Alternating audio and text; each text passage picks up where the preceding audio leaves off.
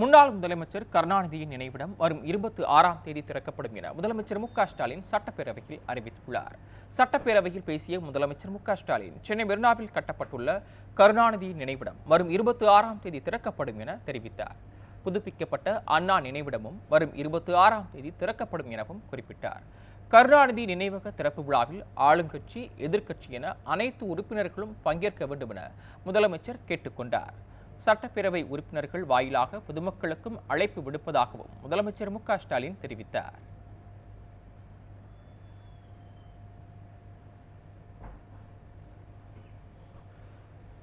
நின்ற தொகுதிகளெல்லாம் வென்ற தலைவன்.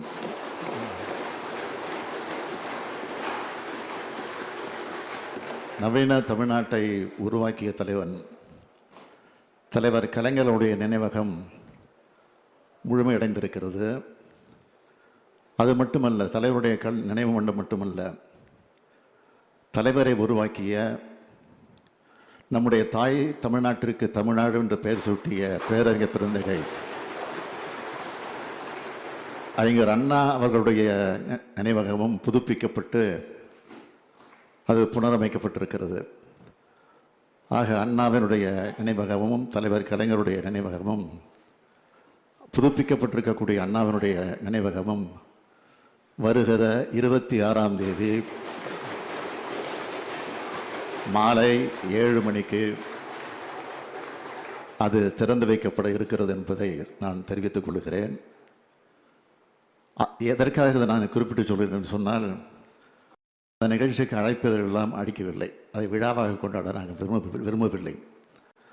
ஆகவே இதை நிகழ்ச்சியாகவே நடத்த நாங்கள் விரும்பியிருக்கிறோம், முடிவெடுத்திருக்கிறோம்.